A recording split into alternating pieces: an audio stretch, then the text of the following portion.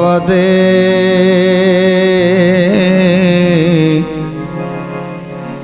वासुदेवाय।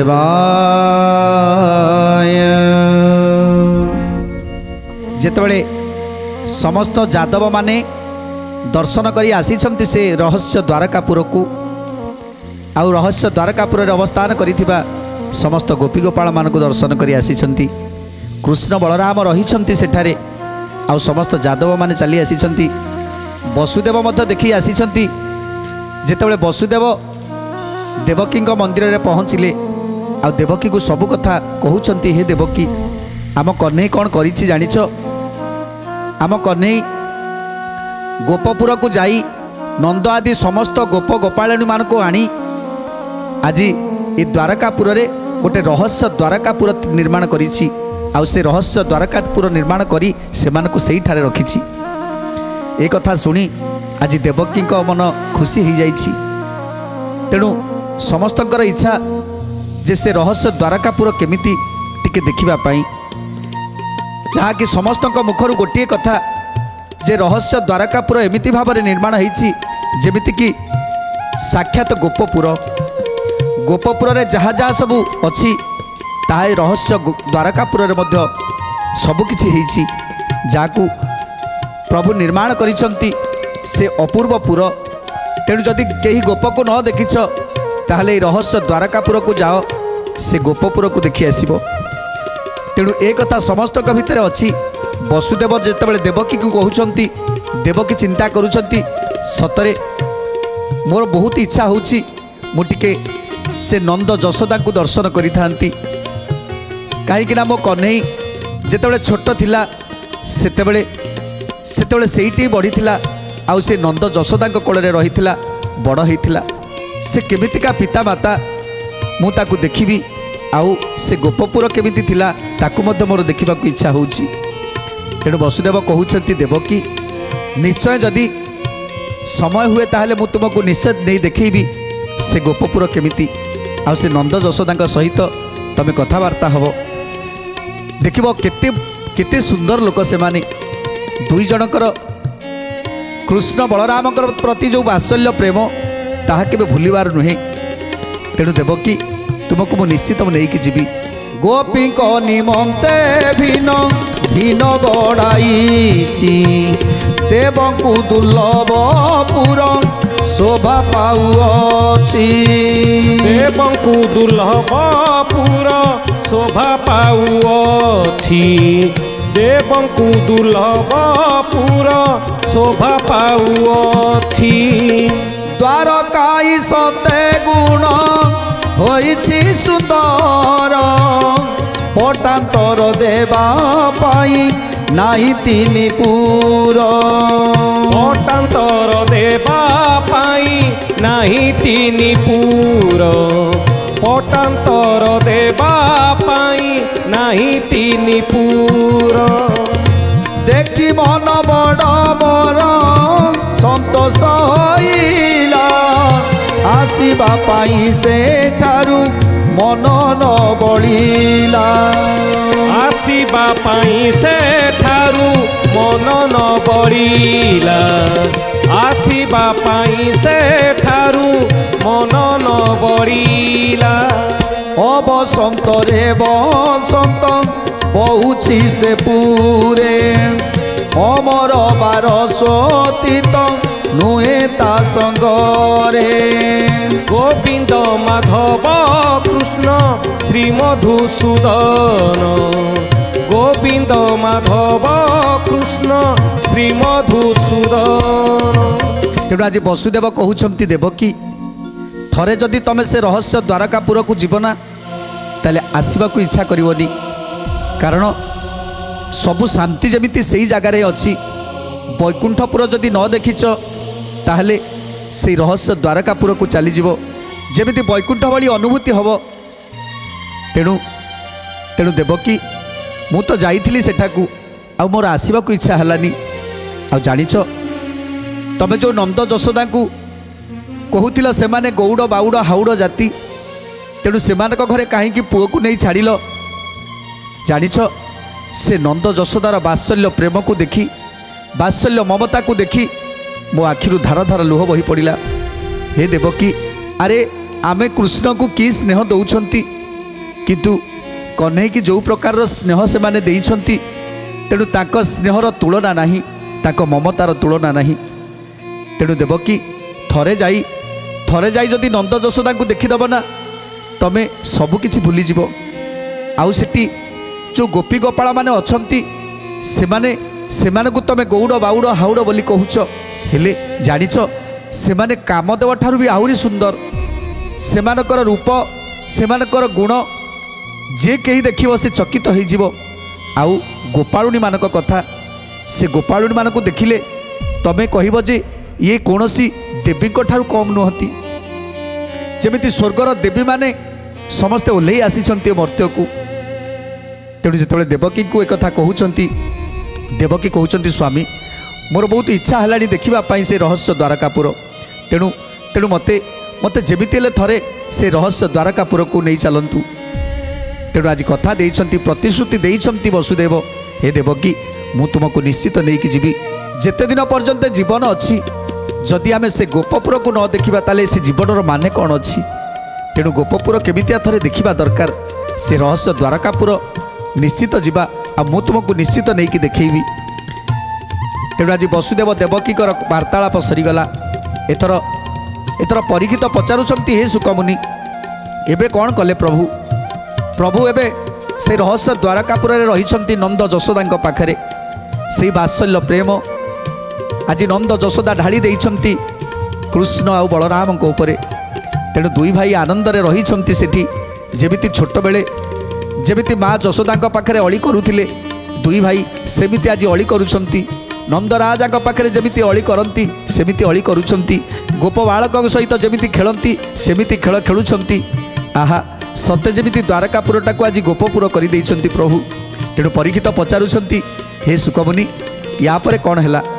तेणु सुकमुनि कहउछंती सुकमुनि बइले परीक्षानुरूप साई श्री हरि वंश पुराण सुन मन देई। हरि वंश पुराण सुन मन देई। श्री हरि वंश पुराण सुन मन देई। नंद राजा पुरे राम कृष्ण रहिथिले नंद कुमेलाणी मागी बार होइले।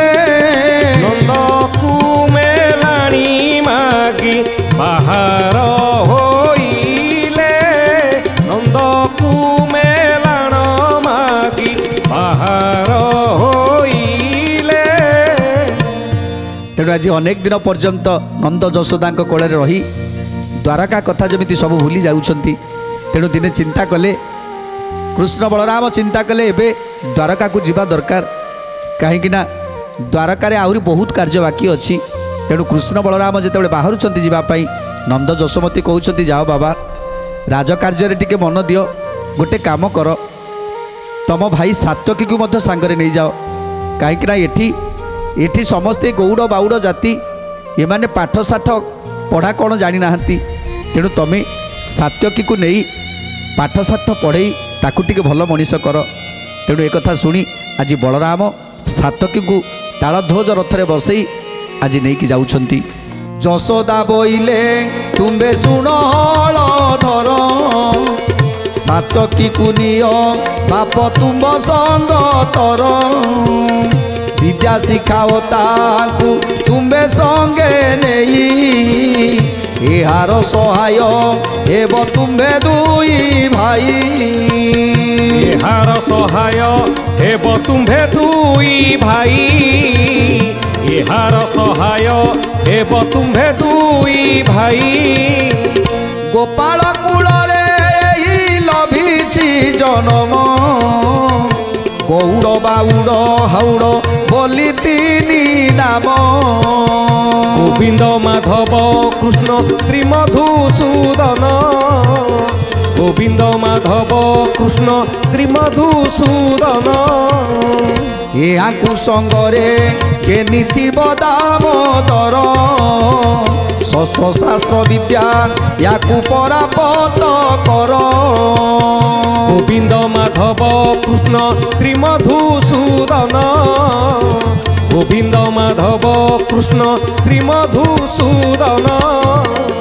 তেଣୁ ଆଜି ଯେତେବେଳେ ବଳରାମକୁ କହୁଛନ୍ତି ହେ ବଳରାମ ତମେ ସାତ୍ୟକୀକୁ ନେଇ ତାକୁ ବିଦ୍ୟା ଏବଂ ତାକୁ ଶସ୍ତ୍ର ଅସ୍ତ୍ର ସବୁକିଛି ଶିକ୍ଷା ଦାନ ଦିଅ। ତେଣୁ ବଳରାମ କହୁଛନ୍ତି ଠିକ୍ କହିଛ ମା ମୁଁ ଆଜି ସାତ୍ୟକୀକୁ ନିଶ୍ଚିତ ଭାବରେ ନେଇଯିବି। ତାଳଧ୍ୱଜ ରଥରେ ବସେଇଲେ ସାତ୍ୟକୀକୁ ଏବଂ ବାହାରି ଯାଉଛନ୍ତି। ନନ୍ଦିଘୋଷ ରଥରେ ବସିଛନ୍ତି ପ୍ରଭୁ ଶ୍ରୀକୃଷ୍ଣ, ତାଳଧ୍ୱଜ ରଥରେ ବସିଛନ୍ତି ବଳରାମ ଆଉ ସାତ୍ୟକୀ ଏଥର ବାହାରି ଯାଉଛନ୍ତି ନିଜ ପୁରକୁ। ତେଣୁ ଯେତେବେଳେ ସାତ୍ୟକୀକୁ ବସେଇ ତାଳଧ୍ୱଜ ରଥରେ ଆଉ ନନ୍ଦିଘୋଷ ରଥରେ ବସିଛନ୍ତି ଶ୍ରୀକୃଷ୍ଣ ଆଗକୁ ଆଗକୁ ଯାଉଛନ୍ତି ଦ୍ୱାରକା ଅଭିମୁଖେ। ନନ୍ଦିଘୋଷେ ରଥେ ବିଜେ କଲେ ନାରାୟଣ କଲେ ନାରାୟଣ ଶ୍ରୀକୃଷ୍ଣ କୁମରେ ରଥ ଚଢ଼ିଲେ ବହନ ଚଢ଼ିଲେ ବହନ। গোবিন্দ মাধব কৃষ্ণ শ্রী মধুসূদন শ্রী মধুসূদন গোবিন্দ মাধব কৃষ্ণ শ্রী মধুসূদন শ্রী মধুসূদন। নন্দ রাজাকু অলগি হেলে রাম হরি হেলে রাম হরি আপনার নগরকু তই বিজে করি তই বিজে করি আপনার নগরকু তহি বিজে করি তহি বিজে করি আপনার নগরকু তহি বিজে করি তহি বিজে করি। সাতকীকু শস্ত্র শাস্ত্র বিদ্যা শিখাইলে বিদ্যা শিখাইলে দ্বারকাপুরে সাতকী নিশ্চিত রইলে নিশ্চিতে রইলে। গোবিন্দ মাধব কৃষ্ণ শ্রী মধুসূদন শ্রী মধুসূদন গোবিন্দ মাধব কৃষ্ণ শ্রী মধুসূদন শ্রী মধুসূদন। তেଣୁ ଆଜି ଯାଇ ପହଞ୍ଚିଗଲେ ଦ୍ୱାରକାପୁରରେ ସାତ୍ୟକୀକୁ ନେଇ। ଆଜି ବଳରାମ ଜଣେ ଗୁରୁଙ୍କ ପାଖରେ ଛାଡ଼ିଲେ ଆଉ ତାଙ୍କୁ ବିଦ୍ୟା ପାଠ ଶସ୍ତ୍ର ଅସ୍ତ୍ର ଶିକ୍ଷା ସବୁ କରାଉଛନ୍ତି। ଦିନେ ବସୁଦେବ ଦେବକୀ ବସିଛନ୍ତି, ଦେବକୀ କହୁଛନ୍ତି ସ୍ୱାମୀ ତମେ କହିଥିଲ ମୋତେ ନେବା ପାଇଁ ସେ ରହସ୍ୟ ଦ୍ୱାରକାପୁରକୁ, ମୁଁ ନନ୍ଦ ଯଶୋଦାଙ୍କୁ ଟିକେ ଦେଖିବା ପାଇଁ ଇଚ୍ଛା ହେଉଛି। ତେଣୁ ତେଣୁ ବସୁଦେବ କହୁଛନ୍ତି ତାହେଲେ ଠିକ୍ ଅଛି ଆମେ ଆମେ ମଧ୍ୟ ସେ ରହସ୍ୟ ଦ୍ୱାରକାପୁରକୁ ଯିବା ଆଉ ଦର୍ଶନ କରିକି ଆସିବା ନନ୍ଦ ଯଶୋଦାଙ୍କୁ। ତେଣୁ ଦେବକୀ କହୁଛନ୍ତି ଦିନେ ମୋର ସବୁ କଥା ମନେ ପଡ଼ିଯାଉଛି। ଦିନେ ସେ ମୋର ସଙ୍ଗାତ ତୁଣିଥିଲେ, ଯେତେବେଳେ ଯମୁନାରେ ସ୍ନାନ କରୁଥିଲେ ସେତେବେଳେ ମୁଁ ତାଙ୍କ ସହିତ ସଙ୍ଗାତ ହେଇଥିଲି। ଆଉ ଆଉ ମୋ ପୁଅ ତାଙ୍କ ପାଖରେ 8 ବର୍ଷ ପର୍ଯ୍ୟନ୍ତ ରହିଛି। ତେଣୁ ନିଶ୍ଚିତ ଭାବରେ ସେ ମୋର ଅନେକ ଉପକାର କରିଛି। ଆଉ ତାକୁ ଦର୍ଶନ ନ କଲେ ଏ ଜୀବନଟା ବୃଥା ହେବ। ତେଣୁ ସ୍ୱାମୀ ମୋତେ ଟିକେ ନେଇ ଚାଲନ୍ତୁ, ମୁଁ ଟିକେ ଯଶୋଦାଙ୍କ ସହିତ ଭେଟ କରିବି। ନନ୍ଦ ଯଶୋଦା ଦେଖିବା ପାଇ ମୋର ମନ ପାଇ ମୋର ମନ ଏଣୁ ଚାମୁରେ ଜଣାଉ ଅଛି ମୁଁ ବହନ ଅଛି ମୁଁ ବହନ ଏଣୁ ଛାମୁରେ ଜଣାଉ ଅଛି ମୁଁ ବହନ ଅଛି ମୁଁ ବହନ ଏଣୁ ଛାମୁରେ ଜଣାଉ ଅଛି ମୁଁ ବହନ ଅଛି ମୁଁ ବହନ। ବାଳ କାଳେ ପୁତ୍ର ମୋର ତାଙ୍କ ପାଶେ ଥିଲେ ତାଙ୍କ ପାଶେ ଥିଲେ ଆଜ୍ଞା ଦେଲେ ମୁଇ ନାଥ ଯିବଇ ତତ୍କାଳେ ଯିବଇ ତତ୍କାଳେ। ଗୋବିନ୍ଦ ମାଧବ କୃଷ୍ଣ ଶ୍ରୀ ମଧୁସୂଦନ ଶ୍ରୀ ମଧୁସୂଦନ ଗୋବିନ୍ଦ ମାଧବ କୃଷ୍ଣ ଶ୍ରୀ ମଧୁସୂଦନ ଶ୍ରୀ ମଧୁସୂଦନ। ବାଳ କାଳେ ଯଶୋଦା ସଙ୍ଗତେ ମୋର ପୁଣି ଯମୁନା କୂଳରେ ହୋଇ ବାର କାଳର ଦେଖି ନାଇଁ ସଙ୍ଗାତଙ୍କୁ ସେଥି ଯୋଗେ କହୁଅଛି ମୁଁ ଏ ତୁମକୁ। ଗୋବିନ୍ଦ ମାଧବ କୃଷ୍ଣ ଶ୍ରୀ ମଧୁସୂଦନ ଗୋବିନ୍ଦ ମାଧବ କୃଷ୍ଣ ଶ୍ରୀ ମଧୁସୂଦନ। ତେଣୁ ଆଜି ସମସ୍ତ କଥା ମନେ ପକାଇ କହୁଛନ୍ତି ସ୍ୱାମୀ ଦିନେ ସେ ମୋର ସଙ୍ଗାତୁଣୀ ଥିଲେ ଆଉ ମୋ ପୁଅ ତାଙ୍କ ପାଖରେ 8 ବର୍ଷ ପର୍ଯ୍ୟନ୍ତ ରହିଲା। ଯଦି ତାଙ୍କୁ ଟିକେ ଦର୍ଶନ ନ କରିବି ତାହେଲେ ଜୀବନଟା ବୃଥା ହେଇଯିବନି। ସ୍ୱାମୀ ମୁଁ ଆଜି ନିଶ୍ଚିତ ଦେଖିବାକୁ ଯିବି ତାଙ୍କୁ, ସେ ଯଶୋଦାଙ୍କୁ ଦର୍ଶନ କରିବା ପାଇଁ ଯିବି। ଯେତେବେଳେ ସିନା ସେ ଗୋପପୁରରେ ଥିଲେ ସେତେବେଳେ ମୁଁ ଯାଇପାରୁନଥିଲି, ହେଲେ ଗୋପପୁର ତ ଏଠିକି ଆସିଲାଣି। ମୋ କହ୍ନେଇ ଆଜି ସେମାନେ ସମସ୍ତଙ୍କୁ ଆଣି ଦ୍ୱାରକାପୁରରେ ରଖିଛି। ତେଣୁ ଆମେ ନିଶ୍ଚିତ ସେଠିକି ଯିବା। ସେ କଥାରେ ବସୁଦେବ ହୋଇଲେ ସମତ କାଲି ଯିବାର ନିମନ୍ତେ କହିଲେ ତୁରିତ। କାଲି ଯିବାର ନିମନ୍ତେ କହିଲେ ତୁରିତ। କାଲି ଯିବାର ନିମନ୍ତେ କହିଲେ ତୁରିତ। ଏମନ୍ତ ପ୍ରକାରେ ରଜନୀ ପାନ୍ତି ନିତ୍ୟ କର୍ମ ସମସ୍ତ ସାରିଲେ ତଡ଼ତି। ନିତ୍ୟ କର୍ମ ସମସ୍ତ ସାରିଲେ ତଡ଼ତି। ନିତ୍ୟ କର୍ମ ସମସ୍ତ ସାରିଲେ ତଡ଼ତି। ଆଜି ସବୁକିଛି ନିତ୍ୟକର୍ମ ସାରି ଆଜି ବାହାରି ପଡ଼ୁଛନ୍ତି ଯିବା ପାଇଁ। ତେଣୁ ବସୁଦେବ ପ୍ରସ୍ତୁତ ହେଉଛନ୍ତି। ଦେବକୀ ସାଜସଜା ହେଇ ଆଜି ବାହାରି ପଡ଼ୁଛନ୍ତି ଯିବା ପାଇଁ ସେ ରହସ୍ୟ ଦ୍ୱାରକାପୁର। ତେଣୁ ଦେବକୀ ଯେତେବେଳେ ନିଜକୁ ସଜେଇ ଆଜି ବାହାରି ପଡ଼ିଛନ୍ତି ସେତେବେଳେ ବସୁଦେବ କହୁଛନ୍ତି ଆରେ ଦେବକୀ ତମେ ବାହାରି ସାରିଲଣି, ତାହେଲେ ମୁଁ ଏବେ ସଙ୍ଗେ ସଙ୍ଗେ ବାହାରୁଛି, ଆମେ ଯିବା ସେ ରହସ୍ୟ ଦ୍ୱାରକାପୁର। ହେମନ୍ତ ପ୍ରକାରେ ଯଉ ରଜନୀ ପାନ୍ତି ରଜନୀ ପାହାନ୍ତି ରଜନୀ ପାହାନ୍ତି ନିତ୍ୟ କର୍ମ ସମସ୍ତ ସାରିଲେ ତଡ଼ତି। ସାରିଲେ ତଡ଼ତି ସାରିଲେ ତଡ଼ତି। ବେଶଭୂଷା କର୍ମ ମାନ ସାରିଲେ ଯୁଗତ। ସାରିଲେ ଯୁଗତ ସାରିଲେ ଯୁଗତ। ଯିବାକୁ ସଜ ହୋଇଲେ ଶ୍ରୀକୃଷ୍ଣଙ୍କ ମାତ। ଶ୍ରୀକୃଷ୍ଣଙ୍କ ମାତ ଶ୍ରୀକୃଷ୍ଣଙ୍କ ମାତ। ତେଣୁ ଦେବକୀ ଯେତେବେଳେ ବାହାରି ଗଲେ ଦେବକୀ ଯାଇ ମାତା ଇନ୍ଦୁମତୀଙ୍କ ପାଖରେ କହୁଛନ୍ତି ମା ମୁଁ ଆଜି ଯାଉଛି ସେ ରହସ୍ୟ ଦ୍ୱାରକାପୁର ଦର୍ଶନ କରିବା ପାଇଁ, ତମେ ଯଦି ଯିବ ତାହେଲେ ଚାଲ।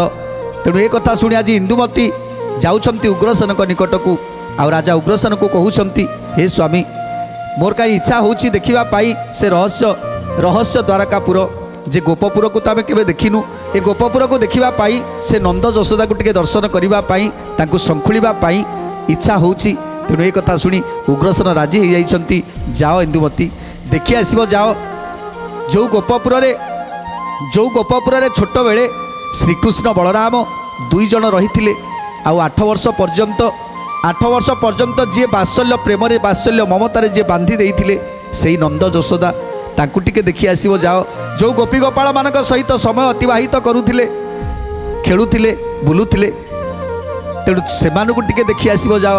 ଦେଖିବ, ଦେଖିକି ଆସିଲା ପରେ ତାପରେ ତମେ ନିଜକୁ ମଧ୍ୟ ତୁଚ୍ଛ ମନେ କରିବ। କାହିଁକିନା ସେ ଗୋପ ନୁହେଁ, ସେ ଯେମିତି ବୈକୁଣ୍ଠପୁର ଯେମିତି ସମସ୍ତଙ୍କର କେବଳ ସ୍ନେହ ମମତା ଭଲ ପାଇବା ଛଡ଼ା ସେଠି କାହା ପାଖରେ ନା ହିଂସା ଅଛି, ନା କ୍ରୋଧ ଅଛି, ନା ଅହଙ୍କାର ଅଛି, କାହା ପାଖରେ କିଛି ବି ନାହିଁ। ଆଉ ଜାଣିଛ ସମସ୍ତଙ୍କ ତୁଣ୍ଡରେ ଗୋଟିଏ କଥା, ସମସ୍ତଙ୍କ ତୁଣ୍ଡରେ ଗୋଟିଏ ନାମ, ସେ କେବଳ ଗୋବିନ୍ଦ ନାମ ଛଡ଼ା ଆଉ କିଛି ବି ନାହିଁ ତାଙ୍କ ତୁଣ୍ଡରେ। ଶ୍ରୀକୃଷ୍ଣଙ୍କ ଛଡ଼ା ଆଉ ତାଙ୍କ ତୁଣ୍ଡରେ କିଛି ନାହିଁ। ବସିଲେ ଶ୍ରୀକୃଷ୍ଣ, ଉଠିଲେ ଶ୍ରୀକୃଷ୍ଣ, ଖାଇଲେ ଶ୍ରୀକୃଷ୍ଣ, ଶୋଇଲେ ଶ୍ରୀକୃଷ୍ଣ। ତେଣୁ ଯାଅ, ଯଦି ତମେ ଭକ୍ତକୁ ଦେଖିବା ପାଇଁ ଚାହୁଁଛ ଯେ ପରମ ଭକ୍ତ ଏ ଦୁନିଆରେ କିଏ ଅଛି, ତେଣୁ ସେଇଠି ଯାଅ। ଆଉ ଭଗବାନ କହିଛନ୍ତି जो माने मो भक्त को सदासर्वदा भक्ति करती मो भक्त को सेवा करती तेणु से प्रति मु कृपा करि थाए। तेणु जाओ इंदुमती देखि आसब से अच्छी प्रभुंकर परम भक्त माने जे कि केते जन्मर तपस्या करिसंती केते केते जन्मर तपस्या करी आज आज एमिति प्रभुंक भावरे मजिकी रहिसंती जहाँ देखिले तमे विश्वास मध्य करि परिबनी। तेणु इंदुमती जेतेबेले शुणीदेले राजा उग्रसेनक ठारू तेणु आहुरी आग्रह बढ़ीगला जे से गोप गोपाल मानक दर्शन करने से गोपपुर को दर्शन करने आउ नंद जशोदा को दर्शन करने। तेणु देवकी को कहते मारे मुझे तो सहित जीवी। तेणु आज माँ झील दुई जन बाहरी पड़ी जावाई। तेणु इंदुमती कहते देवकी मारे तो पिता ठारू ए रहस्य द्वारकापुर कथा शुणी मोर कहीं इच्छा है जावाई मोर कहीं इच्छा है से नंद जशोदा को देखापी से गोपी गोपाल मान को देखापी। तेणु तेणु मु निश्चित जीवी। तेणु जितेबले इंदुमती बाहरी पड़ती आउ देवकी बाहरी पड़ती से रहस्य द्वारकापुर को जावाई। तापर कौन है सुंदर कथा जाना परवर्ती अध्याय। आज तो समय इशारा देलानी आज बाणी की विराम दवा टी प्रभुंकर नाम संकीर्तन करी आज कार्यक्रम को समाप्त करवा। गोविंद बोल हरि गोपाल बोल राधा रमण हरि गोविंद बोल गोविंद बोल हरि गोपाल बोलो राधा रमण हरि गोविंद बोलो जमुना की बोल हरि गोपाल की बोलो राधा रमण हरि गोविंद बोलो जमुना की बोल हरि गोपाल बोलो राधा रमण हरि गोविंद बोलो गोविंद बोल हरि गोपाल बोलो राधा रमण हरि गोविंद बोलो।